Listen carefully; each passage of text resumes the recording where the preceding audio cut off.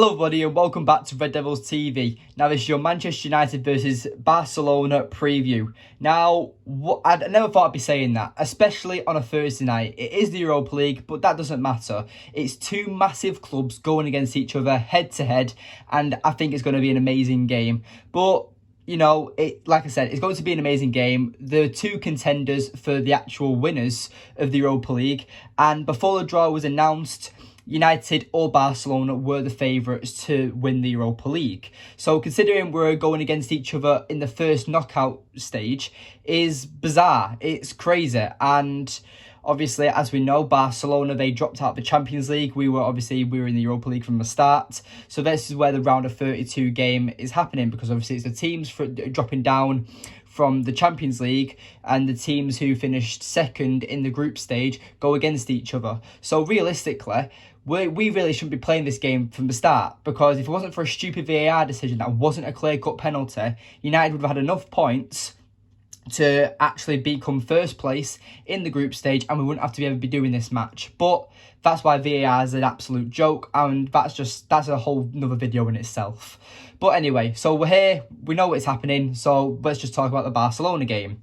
So first of all, I want to talk about Barcelona as a team themselves, because obviously we talk about Manchester United pretty much every single video, so I'm going to address the team that we're going against first.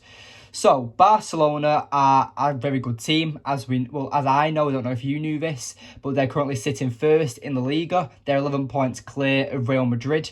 So realistically, they're doing very, very well. They're a very solid team, and what Xavi has done for Barcelona you can't question it, but he's doing very, very well. I personally thought that it was kind of like the Ole Gunnar Solskjaer appointment, where it's a club legend who is obviously a manager now, and you want them to be the face of leading your team to glory. Unfortunately, it didn't work with Ole Gunnar Solskjaer, but it seems to be working with Xavi and Barcelona. So, the way Xavi has got Barcelona playing, it reminds me of how Pep Guardiola plays football. And when you think about it, Xavi was under Pep Guardiola when Pep Guardiola was the manager of Barcelona. So you can see where the inspiration's from for Xavi's tactics, the way he plays football. And I'm going to get into this now. So Barcelona's standard formation is a 4-3-3. They like to dictate games with possession, and they like to build up play. Right, attacking wise, they set up almost like a 3-1-6. Their midfielders, their wing backs, and their forwards are just relentless with pressure. And their build-up play, the forward runs they make, they're very good, and they do put teams on the back foot. And that's probably why they are succeeding the way they are in La Liga. But, and I say but, La Liga is not the league it was 6 to 8 years ago. La Liga is a very greedy league, and Barcelona and Real Madrid take pretty much majority of the TV profits, the money revenue, and that's why it's pretty much a farmers league almost. It's a one-horse race majority of the time, and it's just, like I'm going to make this comparison now. If you put, let's talk about teams from the Premier League this season who are in great form. So let's talk about, if you put Newcastle, Brighton or Brentford in La Liga this season, I guarantee you they're title challengers, or I guarantee that they're in the title race or the top four currently. Because realistically, La Liga isn't the league it used to be. It's not the way that Ronaldo and Messi used to be, when it was the Messi, Suarez and Neymar Barcelona, or the Benzema, Gareth Bale and Ronaldo Real Madrid. It's not the league it once was. So many teams players, no, not teams, but so many players wanted to go to and play for Barcelona or Real Madrid. That was their dream. But now it seems that the more foreign players prefer the suit to the Premier League, because it's a much better established league, and the Premier League has done wonders with the way they've set it up. Like obviously all teams get paid. They get paid the fair amount of what place they come in the league, and unlike the Liga, that's why teams like Barcelona, Real Madrid, Juventus, they all want a Super League, because they've messed up their own leagues. And if they followed the same suit the way the Premier League did, then they wouldn't be in this position, and they wouldn't be wanting a Super League. But that's another video in itself. But like I was saying, with Barcelona, they're a very dangerous team. They're very, very dangerous. I mean, the fact, like I've just said, their attacking formation is almost a 3-1-6. So 6 attackers constantly. The wing backs, the midfielders get forward, and they're pretty much their right wing, left wing, and striker are all in the box constantly. So it's going to be a tough battle, but I'm optimistic. A few days ago, I actually wasn't. I did say on one of my live streams that I was on the Sports Capital that I think we would lose 2-1 at Nou Camp, but I've woke up this morning and I'm optimistic. I think we can get a result tomorrow, and I think it's going to end 1-1, because I personally think that if we go to the Nou Camp and we play really, really well, and we show the Barcelona that United have completely turned around under Erik ten Hag, it's going to be a proper battle. And obviously, Barcelona do have very good players. The defence is completely solid. Their midfield is great, and their forward options are very good as well. But like I said, this is Erik ten Hag's Manchester United, and I still think at times this is something that I need to just erase from my memory.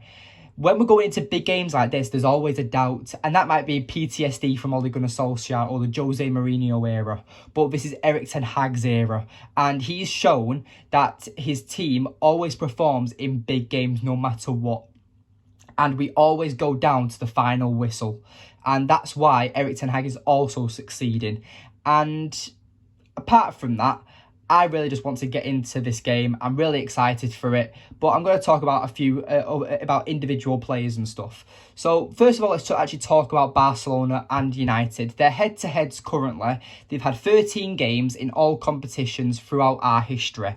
Barcelona have won 6 of them games, United have won 3, and there's been 4 draws. And let's be honest, it's not a very positive, but Barcelona have won the last 4 fixtures against Manchester United. And the last time Barcelona actually lost in their last 19 games was 3-0 to Bayern Munich in October. Barcelona have done wonders this season, and you can't take that away from them. But the La Liga is a different league, and I think United can get a result out of it, and I'm really looking forward to the league. The dangerous players is something there's players I want to talk about, and for me the main dangerous player is how we deal with Robert Lewandowski, because for me he's still the best striker in world football. I know Haaland's exciting, I know Mbappe is exciting, and they are the future potential world-class players, the future GOATs, however you want to label them.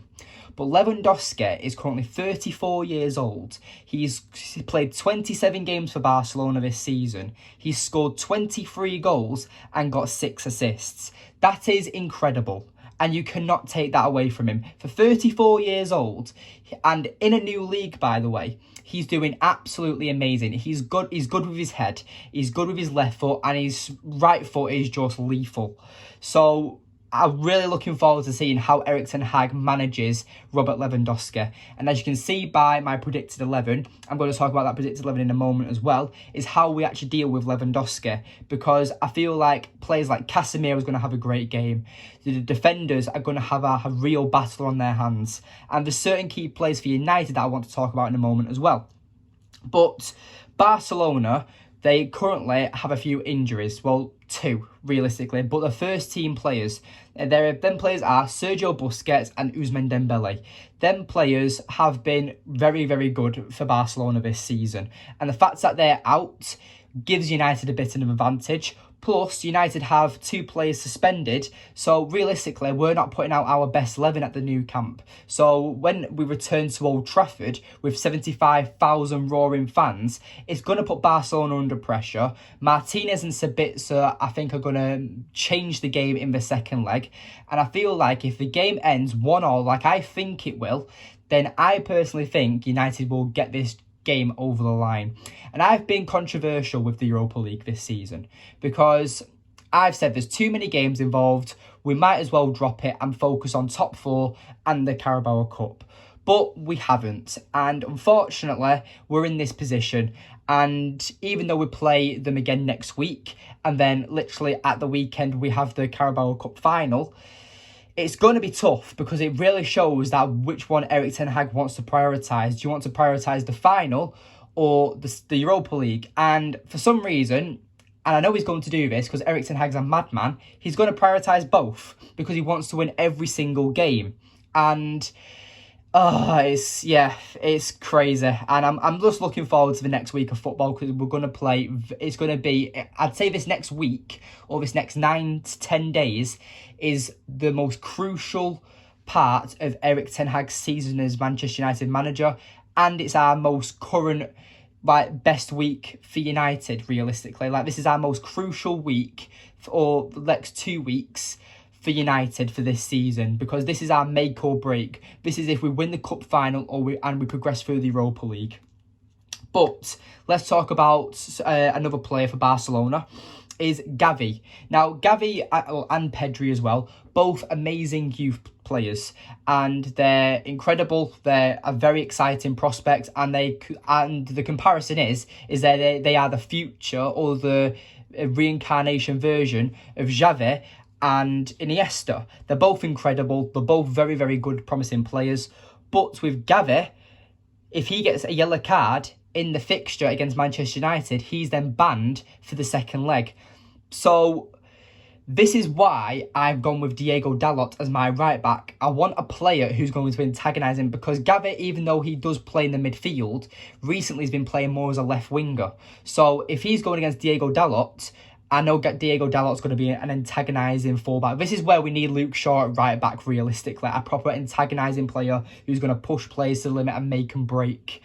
But yeah, so like I said, with my starting 11, I've gone for David De Gea, I've gone for Diego Dalot, I've gone for Rafael Varane, I've gone for Luke Shaw at left centre-back, I've gone for Malacia returning to left back. We've got Casemiro returning to the squad. We've got Fred. We've got Jadon Sancho, Wout Weghorst, and we've also got Marcus Rashford, the key player. And because I feel like the way Barcelona sets up, especially when they're attacking, I think Erik ten Hag knows this, and he's going to know this, and United are going to set up as much as a counter-attacking side. Marcus Rashford is going to be the key player in this match, and I'll tell you why. Much like when we beat Arsenal at Old Trafford 3-1, where Arsenal were pushing up the field so much, it allowed us to ping long balls to Marcus Rashford and hit him on the break. Marcus Rashford would get him behind and be one-on-one with the keeper and score his chances. That's the way I think this game's going to go, and I think United are going to get at that key moment and Rashford's going to score a goal. But like I said, Barcelona are very dangerous, and that's why I think the game's going to end 1-1. But I think that's a good result for United. If we can make it, if we can get a draw out of this game tomorrow night, and realistically, and go to Old Trafford, we're the favourites because it's in our backyard, 75,000 fans roaring, and I think it's going to put Barcelona under a lot of pressure. Will they be able to handle that pressure? I'm not too sure. But like I said, that's my opinion on how the preview is going to go. And realistically, what else do we need to talk about? Obviously, Casemiro's back. Obviously, he's suspended again against Leicester at the weekend. But thankfully, he's not suspended for this game. I think he's going to be a very important player, probably one of the best players on the pitch tomorrow night, because ex-Real Madrid, he's going to be up for it. And I think that is going to mean a lot to him playing back at the Nou Camp. Obviously, I've already talked about Sabitzer and Martinez. They're out for this game, obviously due to suspensions for too many yellow cards. And realistically, I think that it does weaken us, but it also gives an advantage, because if we somehow get a draw against Barcelona tomorrow night and we go to Old Trafford and Sabitzer and Martinez are fresh, they're going to play very, very well against Barcelona. And it makes the team completely different. And I just can't wait for Sabitzer and Casemiro to play with each other, because you're going to see a different Sabitzer. If you like Sabitzer now, you're going to see a complete different player. Obviously, I've already spoke about Rashford being a key player, and Diego Dalot or Wan-Bissaka, I've already explained my reasons. I would play Diego Dalot. I know he's recently returned from injury, but I want an antagoniser. I want a player that's going to wind up Gavi and force him to get that yellow card, because I feel like Gavi is a bit reckless. Obviously, he's a very promising, exciting player, but he's still young, he's still raw, and very much like Garnacho, he's got a mistake in him, and I think he might lose his head if he gets put with Diego Dalot, which I'm hoping happens. So how Erik ten Hag sets up, I'm not too sure, but realistically, you can't really. I think the only difference that Erik ten Hag will make is the right back. Either he's going to choose Dalot like I have, or he's going to go for Wan-Bissaka, who's been the better fullback over recent times. So only time will tell, but I'm really looking forward to the match. Like I said, the game I think is going to end 1-1, and I'm really looking forward to this match. So yes, thank you for watching today's video. Please remember to like, subscribe, comment and share, and I'll see you in the next one. Goodbye.